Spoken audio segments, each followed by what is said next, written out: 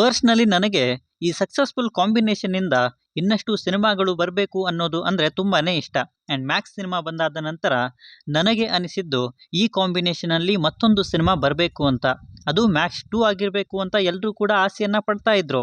And finally ಇವತ್ತು ಆ ಕಾಂಬಿನೇಷನ್ನ ಇನ್ನೊಂದು ಸಿನಿಮಾ ಅನೌನ್ಸ್ ಆಗಿದೆ. ಹಾಗಿದ್ರೆ ಆ ಸಿನಿಮಾ ಯಾವುದು, ಮ್ಯಾಕ್ಸ್ 2ನ ಅಥವಾ ಮ್ಯಾಕ್ಸ್ 2 ಏನಾಯಿತು ಎಲ್ಲವನ್ನು ಡೀಟೇಲ್ಡ್ ಆಗಿ ಮಾತಾಡುವ. ಅದಕ್ಕೂ ಮುಂಚೆ ಚಾನಲ್ಗೆ ಹೊಸಬರಾಗಿದ್ದರೆ ಚಾನಲನ್ನು ಸಬ್ಸ್ಕ್ರೈಬ್ ಮಾಡಿಕೊಂಡು ವಿಡಿಯೋ ಇಷ್ಟ ಆದರೆ ಒಂದು ಲೈಕ್ ಕೊಟ್ಟು ವಿಡಿಯೋನ ಕಂಪ್ಲೀಟ್ ಆಗಿ ನೋಡಿ. ಕಿಚ್ಚ ಸುದೀಪ್ ಸದ್ಯದ ಪರಿಸ್ಥಿತಿಯಲ್ಲಿ ಆಡಿಯನ್ಸ್ಗಳ ಪಲ್ಸ್ನ ಅರ್ಥ ಮಾಡಿಕೊಂಡು ಯಾವ ರೀತಿ ಸಿನಿಮಾಗಳನ್ನು ಕೊಡಬೇಕು ಅಥವಾ ಪ್ಯಾನ್ ಇಂಡಿಯಾ ಅನ್ನುವಂತಹ ಕಾನ್ಸೆಪ್ಟ್ ಓಡ್ತಾ ಇರುವಾಗ ಈ ಸಮಯದಲ್ಲಿ ಯಾವ ತರಹದ ಸಿನಿಮಾಗಳನ್ನು ಆಡಿಯನ್ಸ್ಗಳು ಇಷ್ಟಪಡ್ತಾರೆ ಅನ್ನೋದರ ಕಡೆ ಗಮನ ಕೊಟ್ಟು ಸಿನಿಮಾಗಳನ್ನು ಮಾಡ್ತಿದ್ದಾರೆ ಅನಿಸುತ್ತೆ ನನಗೆ. First of all Kichcha Sudeep ಅವರು ಆಫ್ಟರ್ ವಿಕ್ರಾಂತ್ ರೋನ ಎಕ್ಸ್ಪೆರಿಮೆಂಟಲ್ ಸಿನಿಮಾಗಳನ್ನು ಮಾಡೋದಕ್ಕಿಂತ ಆಡಿಯನ್ಸ್ಗಳು ಯಾವ ತರಹದ ಸಿನಿಮಾಗಳನ್ನು ಇಷ್ಟಪಡ್ತಾರೆ ಅನ್ನೋದನ್ನು ತಿಳ್ಕೊಂಡು ಸಿನಿಮಾಗಳನ್ನು ಮಾಡಬೇಕು ಅಂತ ಮ್ಯಾಕ್ಸ್ ಸಿನಿಮಾನ ಮಾಡಿದ್ರು. ಆ್ಯಂಡ್ ಆಬ್ವಿಯಸ್ಲಿ ಅದರ ರಿಸಲ್ಟ್ ಸೂಪರ್ ಹಿಟ್ ಕೂಡ ಆಗಿತ್ತು.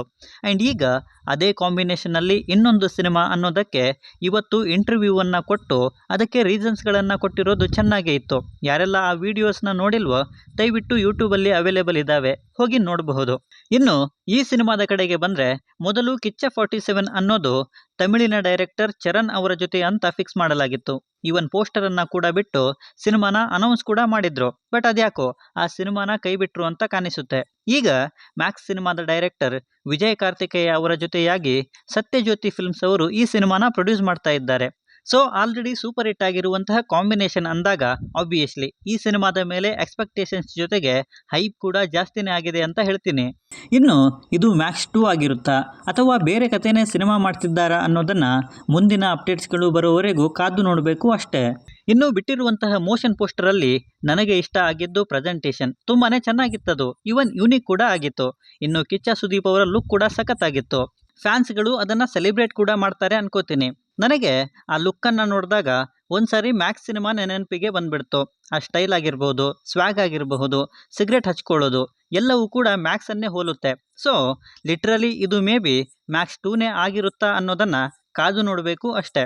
ಇನ್ನೂ ಸೈಕ್ ಅನಿಸಿದ್ದು ಅಂದರೆ ಬಿ ಅಜನೀಶ್ ಲೋಕನಾಥ್ ಅವರ ಮ್ಯೂಸಿಕ್ ಲಿಟ್ರಲಿ ಕ್ರೇಜಿ ಆಗಿತ್ತದು. ದಾದಾ ಯಾರು ಗೊತ್ತಾ, ದಾದಾ ಸ್ಟೈಲ್ ಗೊತ್ತಾ, ಬ್ಯಾಕ್ಗ್ರೌಂಡ್ ಸ್ಕೋರ್ ಅಂತೂ ಅದಕ್ಕೆ ಸಖತ್ತಾಗಿ ಸೂಟ್ ಆಗ್ತಾ ಇತ್ತು. ಸಿನಿಮಾದಲ್ಲಿ ಇದು ಇನ್ನೂ ಕೂಡ ಜಾಸ್ತಿ ಆಗಿರುತ್ತೆ ಅನ್ಕೋತೀನಿ. ಆ್ಯಂಡ್ ಅದಕ್ಕೆ ಅಜನೀಶ್ ಅನ್ನಂಗೆ ಒಂದು ಹ್ಯಾಟ್ಸ್ ಆಫ್ ಬರಲೇಬೇಕು ಗುರು. ಸೊ ಸದ್ಯಕ್ಕೆ ಕಿಚ್ಚ ಸುದೀಪ್ ಅವರು ಅನೂಪ್ ಭಂಡಾರಿ ಅವರ ಜೊತೆ ಬಿಲ್ಲಾ ರಂಗ ಬಾದ್ಶಾ ಸಿನಿಮಾದ ಶೂಟಿಂಗಲ್ಲಿ ಬ್ಯುಸಿಯಾಗಿದ್ದಾರೆ. ಆ್ಯಂಡ್ ಈ ಸಿನಿಮಾದ ಶೂಟಿಂಗ್ ಕೂಡ ಇದೇ ಜುಲೈ 7ರಿಂದ ಸ್ಟಾರ್ಟ್ ಆಗೋದಕ್ಕೆ ರೆಡಿ ಆಗ್ತಿದೆ.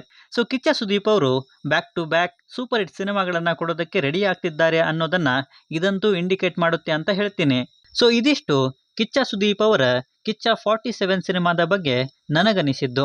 ಸೊ ಈ ಅಪ್ಡೇಟ್ ಬಗ್ಗೆ ಅಥವಾ ಈ ವಿಡಿಯೋ ಬಗ್ಗೆ ನಿಮ್ಮ ಒಪಿನಿಯನ್ ಏನೇ ಇದ್ರೂ ಕೆಳಗೆ ಬರೆದು ತಿಳಿಸಿ. ಖಂಡಿತ ಟೈಮ್ ಕೊಟ್ಟು ಓದ್ತೀನಿ. ಬಾಕಿ ವಿಡಿಯೋದಲ್ಲೇನಾದರೂ ಇಷ್ಟ ಆಗಿದ್ದರೆ ದಯವಿಟ್ಟು ಚಾನಲನ್ನು ಸಬ್ಸ್ಕ್ರೈಬ್ ಮಾಡಿಕೊಂಡು ಸಪೋರ್ಟ್ ಮಾಡಿ. ಕೊನೆಯಲ್ಲಿ ಸಿಗ್ತಾ ಇರೋಣ.